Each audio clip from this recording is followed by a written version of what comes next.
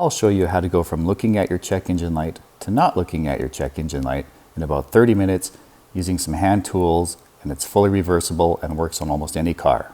If you're tired of looking at your check engine light like I am because of modifications to your car, like you do a mod to the engine or the air intake or the exhaust, it's always tripping a check engine light. It's no better having it on all the time as off all the time. So at least if it's off all the time, it doesn't bug you, especially at nighttime. The method I'm going to use is fully reversible.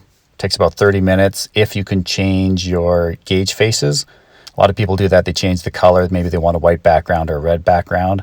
So look up your vehicle, look for another video on changing the gauge face of your particular car, and then watch this video to see how I did it on my Subaru and the results, which I'm actually quite happy with. So I hope this helps. So step one is going to be to lower the steering wheel to its lowest position. So on the left-hand side here, the lever, pull that down, drop your steering wheel all the way down so you have room to get the cluster out of the bottom. Step two, remove these two Phillips screws that are in here, and I'll get rid of this round.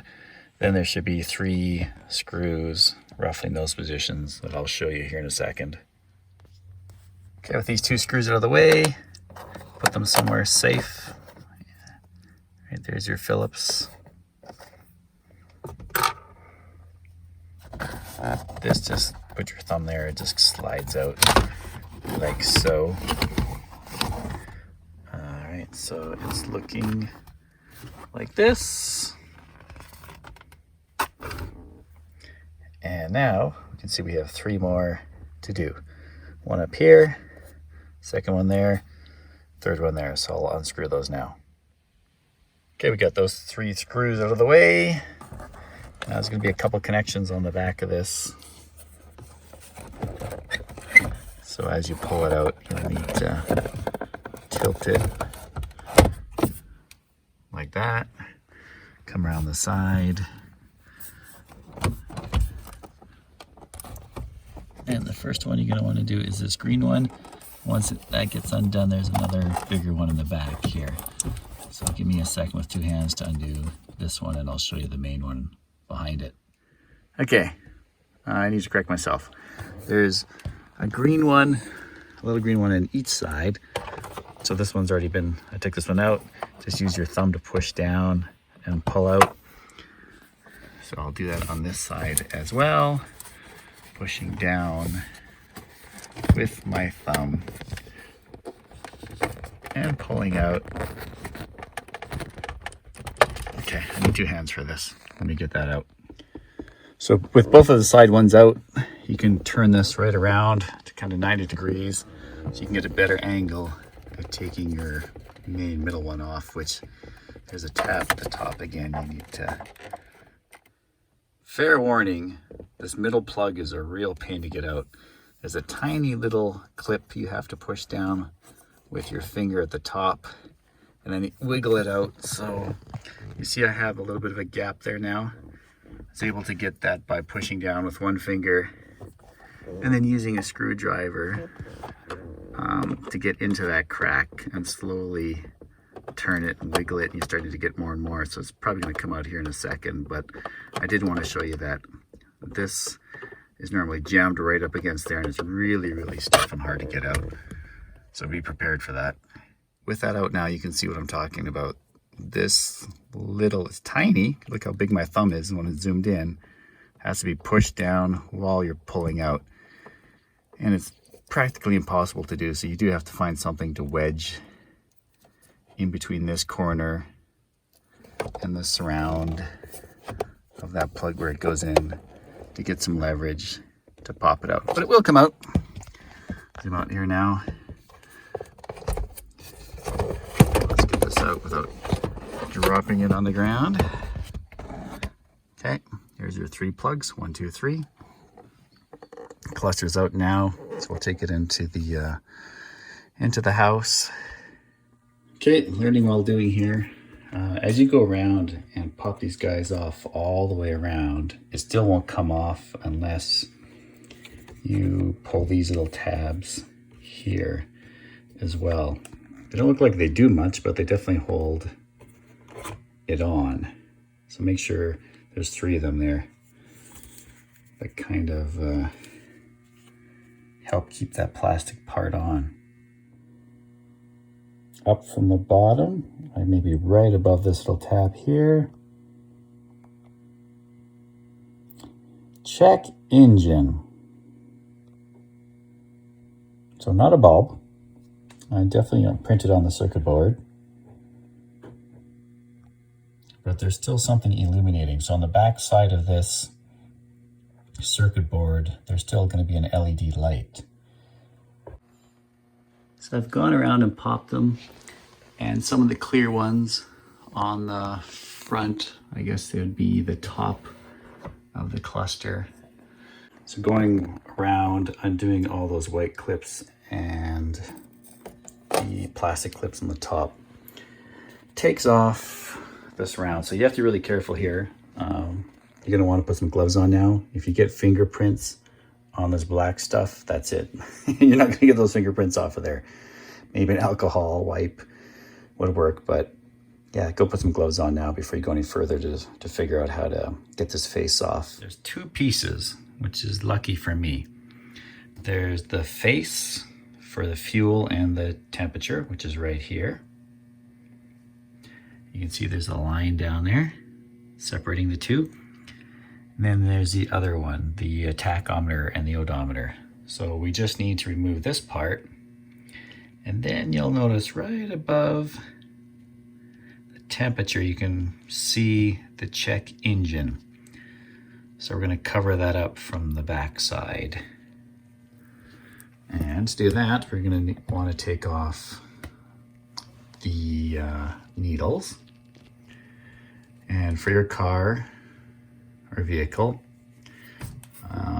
check for videos where people are changing the cluster gauge face. So these are the gauge faces, and see how they're doing that and how they're getting the needles off, because it will vary depending on the vehicle and the type of motor. This is a stepper motor, so they're going to come off by kind of twisting and pulling up at the same time. So we'll do that now on this one, but again, just double check your vehicle. Most of them should be zeroing out. I noticed my fuel did stay, so I'm going to try to put it back in the exact same spot.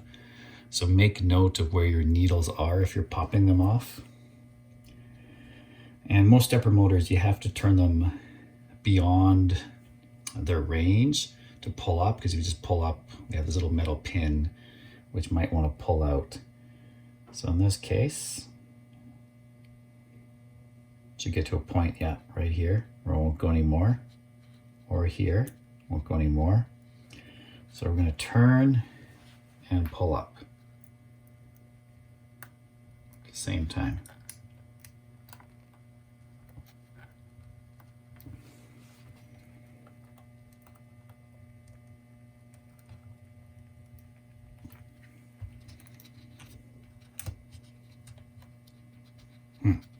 Well, it went back. I was not able to pull it up. Might need to pry it a bit, but if you're going to pry it, be very careful. You don't want to really pry against the face. So we'll try that again.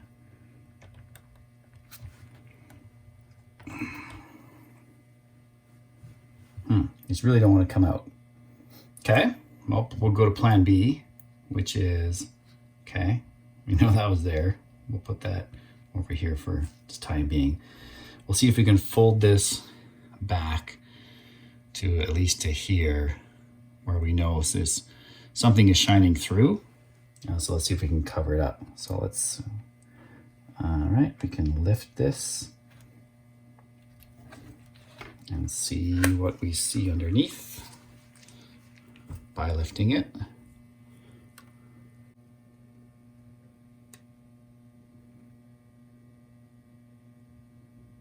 Okay, right there, you can see the word check engine.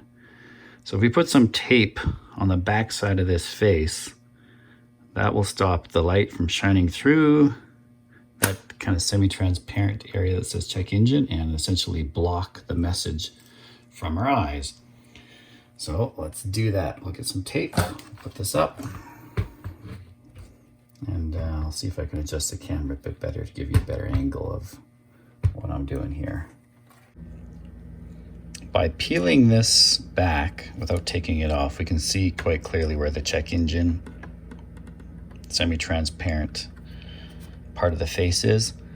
So if I put something underneath it on the back side to prevent the light from shining through, then we won't be able to see it on the front side. So I'm going to get some tape, which I have right here. So I've opted to use some 3M black duct tape because you can't do any car repair without duct tape. It just makes sense, right? And maybe we'll kind of guesstimate the size. Maybe I need to make this a bit smaller.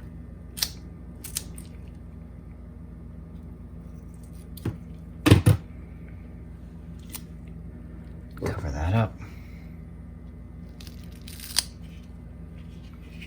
Okay. Lift this up. See where it says check engine? We are taping over that. Oop, didn't get it to stay.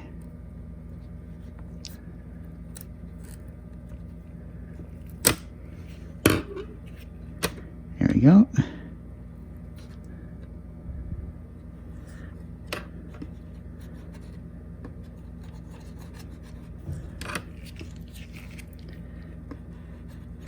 Right, so now there's duct tape over top of the check engine light. Okay, with the tape on the back side, we're going to put the bezel back on.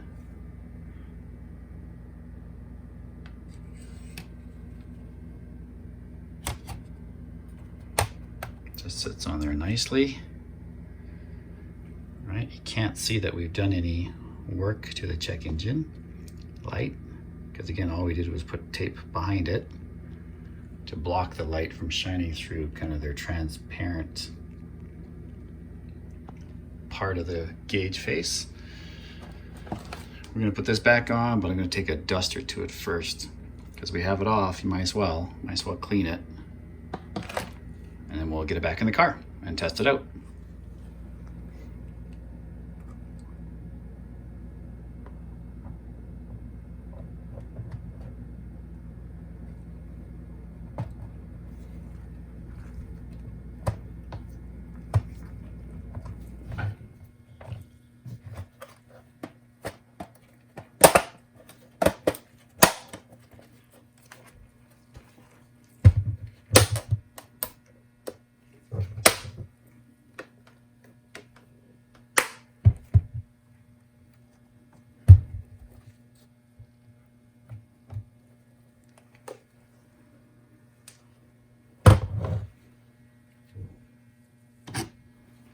Turns out we didn't need to take the back off after all. We just could have left it on, but working and learning at the same time.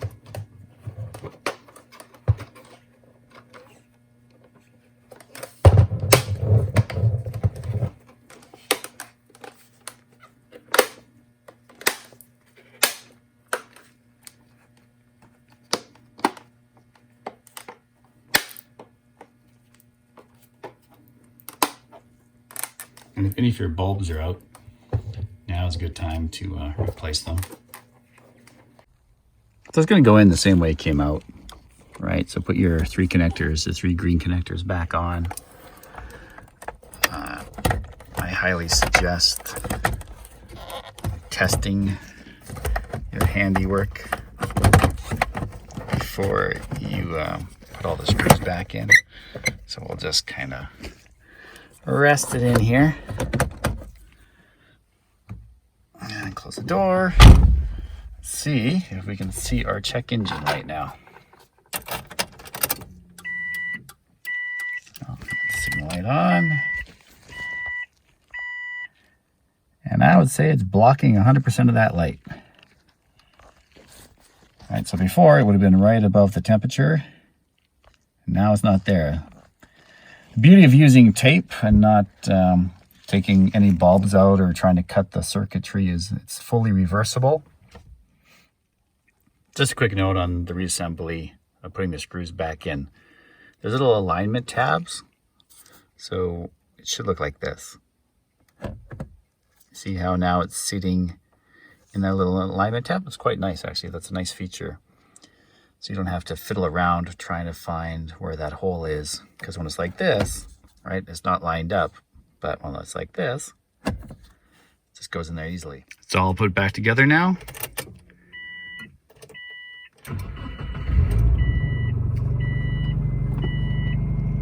The cold is idling a bit high.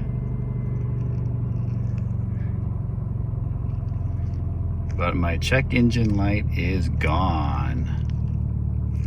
That's just the parking brake light. There we go.